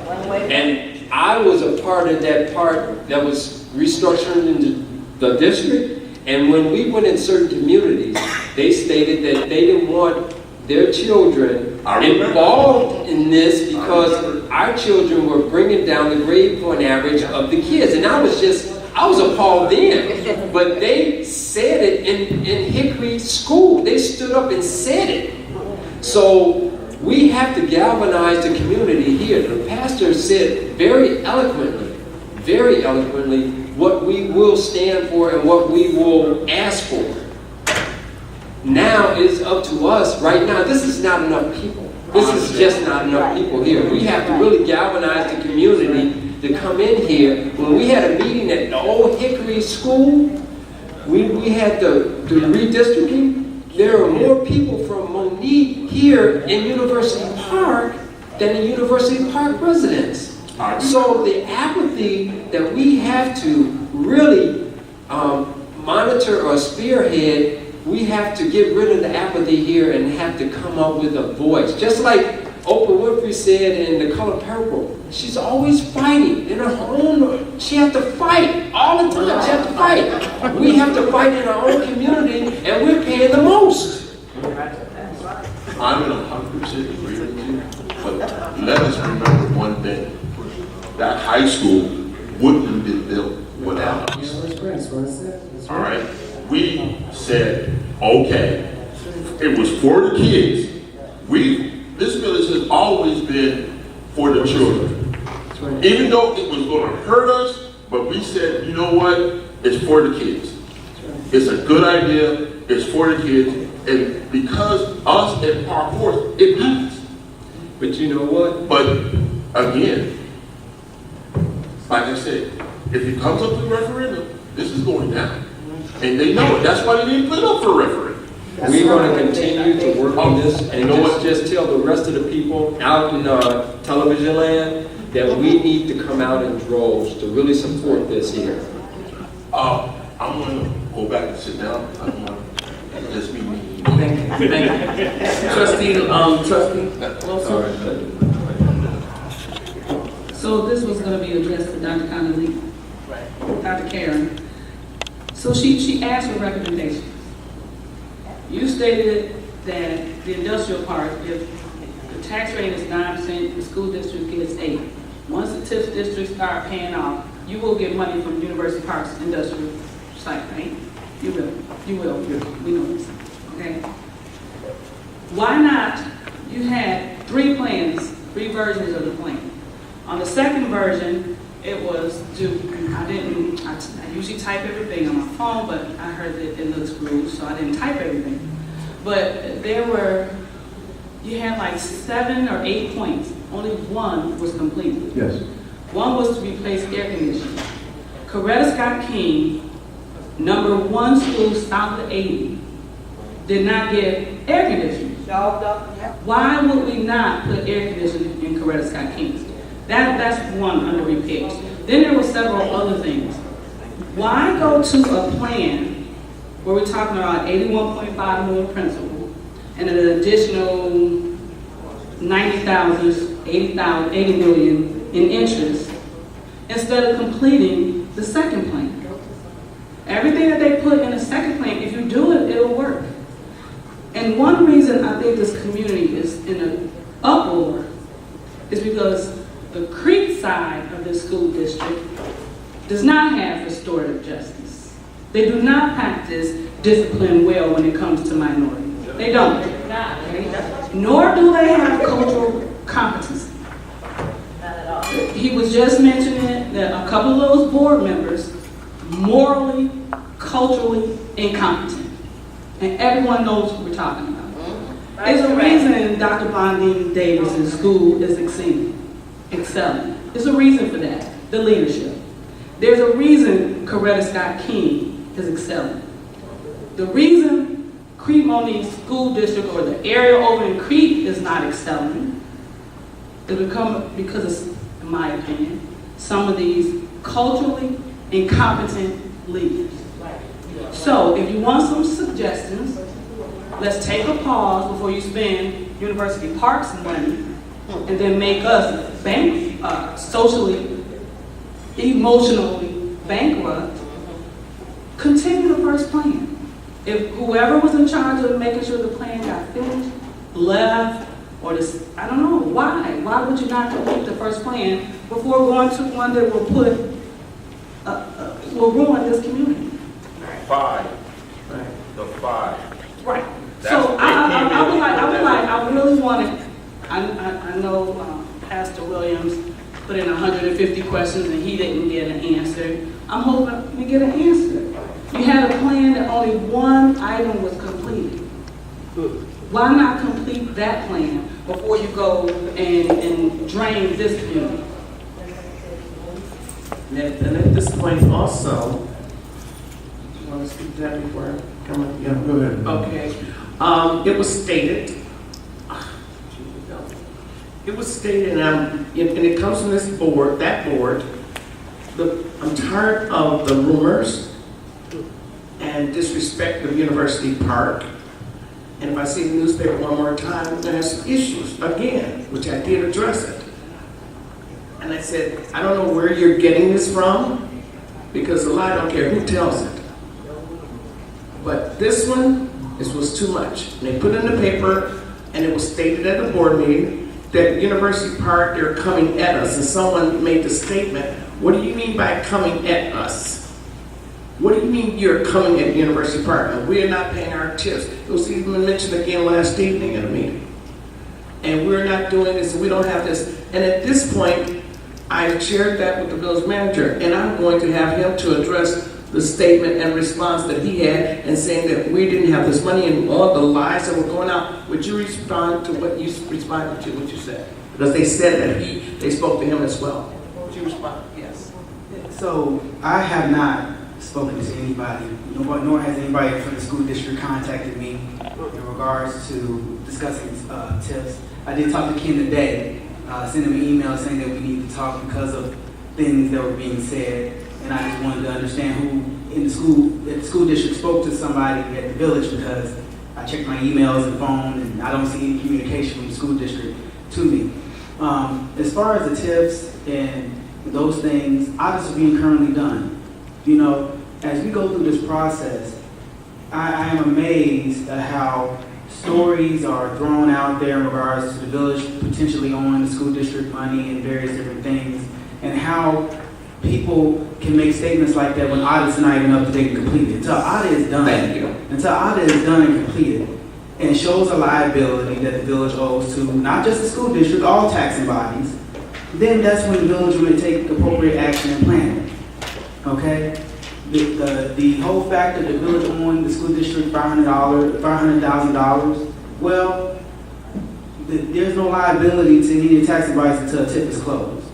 The alleged $500,000 liability exists in TIF 5, which hasn't been audited, and TIF 5 doesn't even close for 4 or 5 years from now. So even at that point, there's no liability to the taxing bodies. And if the village does owe money to that TIF, which I don't have an audit in front of me yet and can't say that, I think the village will take appropriate action. I think the village has done a lot of things appropriately over the last 3 or 4 years, moving the village forward as far as dealing with these TIFs. To answer a question in regards to TIFs closing, because that was a question, TIF 3 is slated to close this year, and it's actually on the board meeting agenda on Tuesday to officially close. There's only one business in TIF 4, and that business is Applied Systems. So you can pull up Applied Systems tax bill, and you can do the appropriate calculation, and that money should be shifted over to the taxing bodies at the next tax year. So the village is doing everything possible to do things the right way to, number one, benefit the residents and try to lower taxes for our residents as well as benefit the taxing bodies. What I will not stand for, and I had a long conversation with the mayor this morning, is these numbers being thrown out when nobody are accounting experts here. Nobody has sat here and seen any audits. The village is not in compliance with their audits. We're currently in the process of getting compliance, and it takes time. But until we get the facts, as far as I'm concerned, the village doesn't owe anybody anything. And then, when we make a determination, which it be in black and white, it can be FOIA, it can be shown. When we see the number in black and white and the village owes money, then we'll address it at that time. But to say that the village owes the school district money and we don't have money because of this and that, well, number one, if the TIF is not closed, the village can misappropriate $15 million out the TIF. Until that TIF closes, it's not a liability to anybody. So I just want to make it clear that I want to be factual based. Me and Ken did have a long conversation today. I will be going to the school district next week to have a long, lengthy meeting to go over these financial issues, kind of dispel these rumors. Just so the residents know, the TIF audits are in process. The village went a lot of years without getting their TIF audits done. They have not been filed with the treasurer's office or the comptroller's office. At this point, we're doing audits from 2013 all the way to 2016 and 2017 right now. We're going back and doing them all right now. So these are not audits that can be completed in a week or 2 weeks or in a month. But they're slated to be completed by the end of the year. And at the end of the year, we have a true picture. And at that point, if the village is obligated to something to the taxing bodies, then we'll take that accountability. But we cannot keep throwing things out there without factual proof. Okay? If there's no proof through accounting, then it's not fact. And I think that's very important. And secondly, the board of trustees, this board here, has to approve an audit to say the audit is valid. So there's a whole bunch of processes we have to go through before liability can be determined. But there's nothing that exists at this point right now that says the village owes anybody any money. Again, I will say a lie doesn't care who tells it. We will not keep being castrated for lies. And you need to understand that the statement was made again, that we haven't paid it, and the reason why Coretta Scott King is being closed is because of the village hadn't paid the TIF. And when these TIFs do come to fruition, this village is going to be extremely wealthy. Extremely.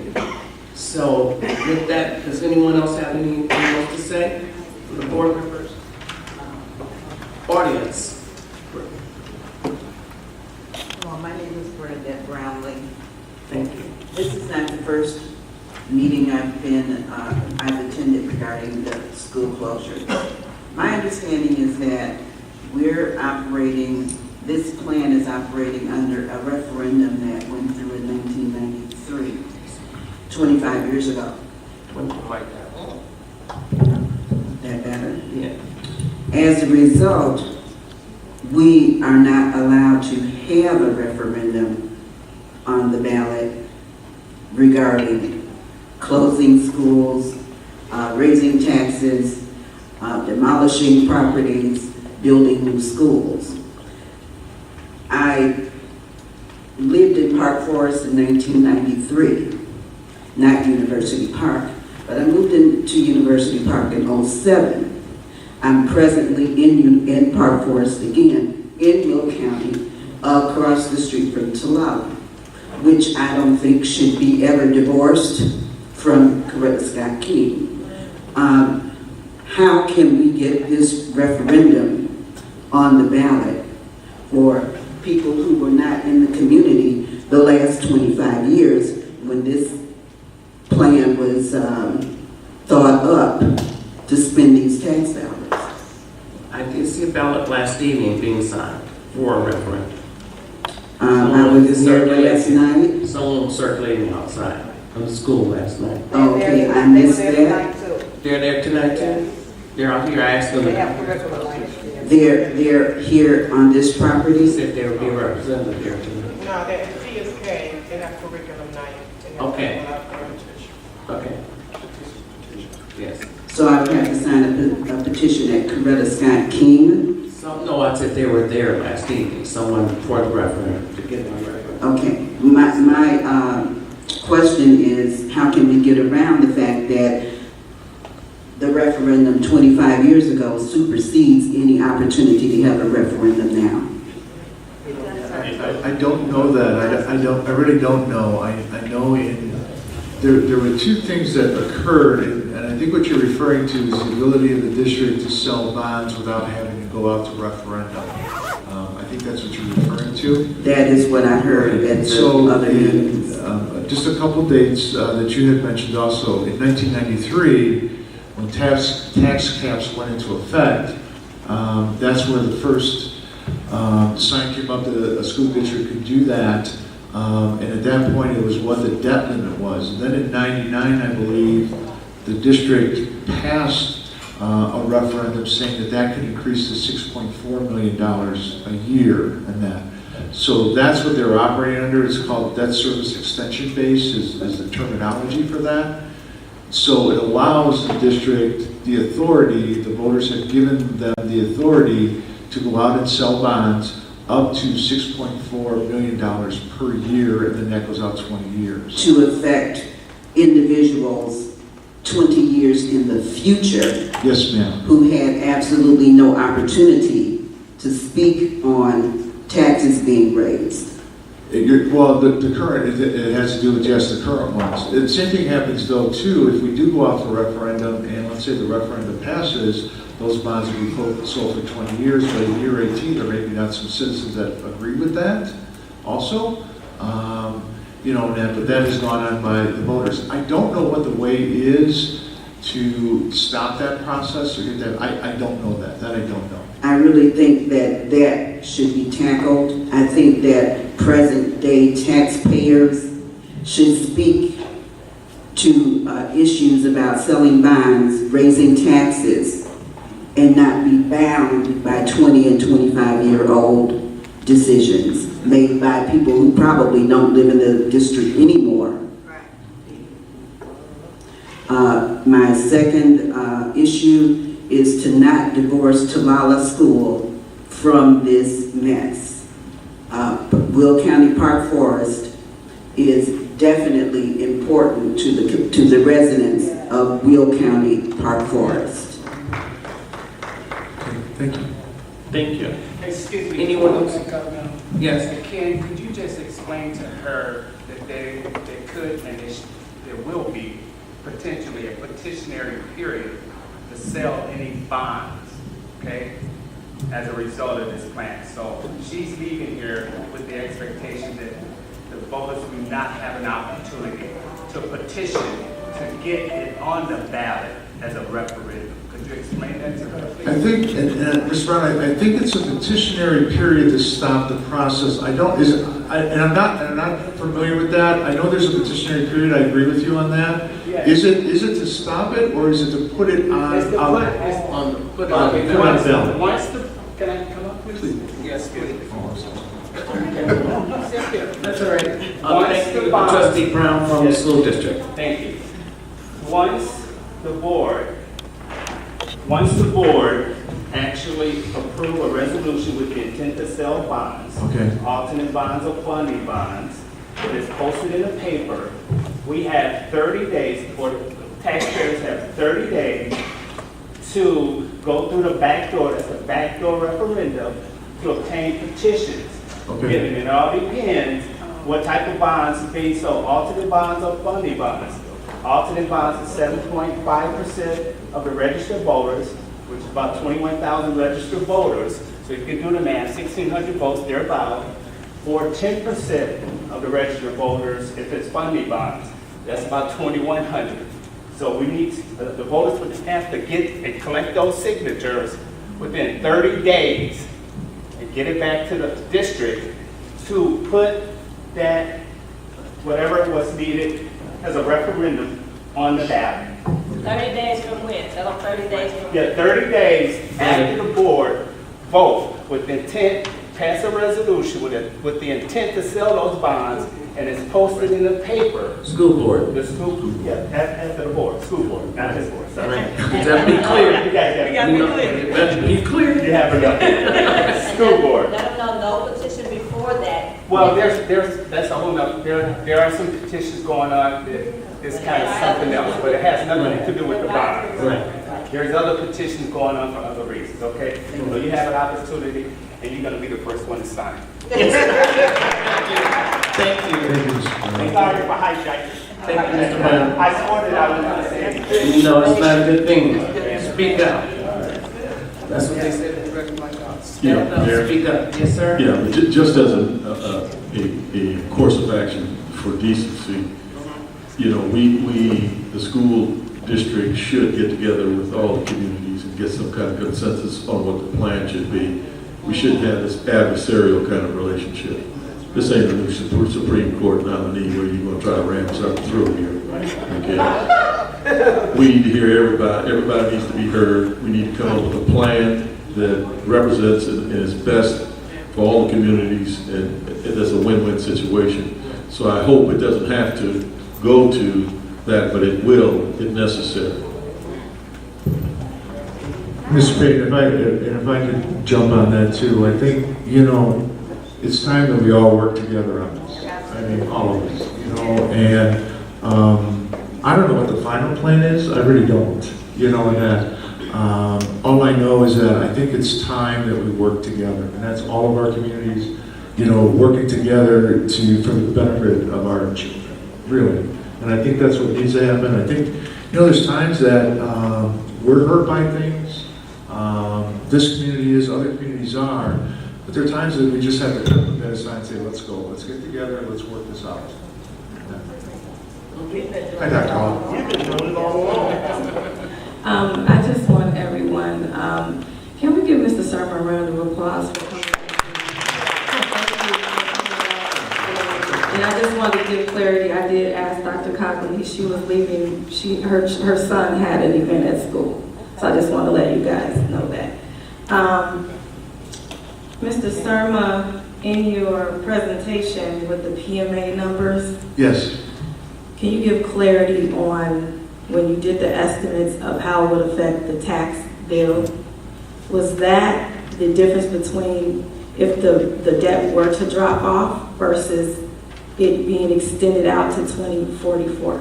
I believe the first column shows what the current debt is when that drops off after, and I think the current debt will drop off in about 6 or 7 years right now, and then the second column will show you what the amount of the bond and interest payment to the taxpayer would be. So that would be what if the debt would be taken on, then that $84.5 million would be taken on. And then the third column is the annual difference that would be. So there'd be some that there's a slight increase, maybe $2, but then there's some that there's a decrease. PMA also figured into their presentation a lot of the tips rolling off too. So they looked at that, and you'll see in those figures, there might be 1 year where there's a reduction in taxes of about, I'm just going to say about $90 or $100. And that's because a tip rolls off that EAV can be worked in, and then it's less of a, less money being paid by the taxpayer too. So if the debt were to drop off the way it's set to, Right now, that's a tax savings. that would be a tax savings, yes. Okay, Yes. so the difference between the tax savings and keeping the debt structure extended out to 2044, what is the saving? What was the potential savings that the average taxpayer would have experienced? I have to do. That's the numbers I want. Okay. Those are the numbers that we need to be sharing with the community, because the community needs to understand if we do not enter into this debt restructuring, how much money would they have been saving in taxes? Okay. That's the information we need to be putting out. Okay. Okay. All right. And then lastly, thank you, Mayor Covington and trustees for allowing this meeting to happen. I don't know if you guys are aware, but Park Forest has adopted a resolution taking a firm stance against the proposed plan. I believe Mooney Township is discussing tomorrow at their meeting. I just want clarity on University Park, how we're seeking to move forward. We've already discussed it before. Our attorney just did get it. It will be on our next. We have a resolution already done. Okay. All right. Thank you. Yes. It's on the agenda for the next town. Another member from the school board meeting. Dr. Hall, thank you. That's something, again, we had talked about this for a while, and our resolution, some just did theirs a little earlier, but University Park definitely had a resolution to be done. So thank you. Is there anyone else? If nothing else, I hope. Yes, Mayor, just one final thing, just so it's clear on at least what we have proposed to Dr. Carr, is that we want a new Coretta Scott King. So the old building behind, the name, what's going on in the building, goes over to a new location. So we'll have the best of the best. Yeah, we did tell her, we did not want to lose the school, new school, but we have to keep it in University Park, new school built, and keep the name, Coretta Scott King. We do not, that's historical, and that means a lot for us to keep that name. Yes, ma'am. Totally agree with the new school. Not only will that help the aesthetics of our community, it would definitely bring more positive attention to our community and possible home ownership increasing instead of it decreasing the way it is now. I'm Jory Turner, and I'm not sure if I'm the oldest resident here. I was born into Park Forest South 43 years ago. So that's how long I have been here. It's long, okay, all right. So I took over my parents' home. Instead of selling it, I decided to take it over and stay in University Park. My comment is that I've been watching this plan from the beginning, and every time there's a school board meeting, in the back of my mind, it keeps telling me that this plan and how they have everyone coming out speaking to the communities is just a bunch of wordplay. And that the plan is set in stone in the board's mind. And although they say the communities have a say, it does not feel like it. Right. Yesterday's board meeting was difficult to watch. Unfortunately, I wasn't able to be there, but I did watch it this morning. And it was very difficult. It was very difficult in people having comments and none of them being addressed. They just went on to the next order of business instead of giving people some answers. I think the property tax issue is very valid. I have a hard time believing that with this plan, the taxes are only going to be what, $30 or $2. I don't believe it. My taxes went up when I took ownership of the home when they wanted to build the school. My taxes did not go up a few dollars. No, it did not. And so I did not like the fact that it felt like, I'm not sure who the gentleman was talking about the TIF funds, putting University Park out in that manner. Right. Talking about suing and degrading our I was there. community. Yeah. And I thought back to you and the awesome job that you're doing currently. In being transparent, in making sure that all the mistakes of the past don't happen currently and in the future. So thank you for doing that and keeping everybody abreast of what's going on. And it really felt like just another way for the district to pounce on this community to try to bring it down. So the plan sounds like it's in stone in their mind. They're just going through the motions when it comes to the community. Coretta Scott King, I'm totally for a new school being built because it is an old school. It is time to modernize and update. Finding uses for Tawawa. You know, you talk about equity, but nobody's talking about infrastructure community equity. You know, we're talking about wanting for the kids and everything, but guess what? If your community isn't right, the kids aren't going to be right either. So it has to be a way to uplift University Park, uplift Park Forest, while, you know, doing the part of the plan. I agree with some of it, but how you're going about it makes me very suspicious. Not asking for community input in a referendum, that makes you push the brakes. It feels like everything is moving extremely fast, and you're trying to avoid the thick questions that we have, so that your purpose seems like this board's purpose, not this board, but school board purpose is what's being driven, and there is nothing that the communities can say or do to try to stop this. So I appreciate this, and I think it's a great idea to bring the school board and University Park, Creek, Monique, Park Forest, all together and talk about it. Thank you so much. Anyone else on the board have anything to say?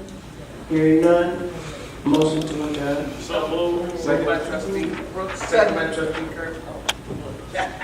All right, thank you all so Very much. We appreciate you.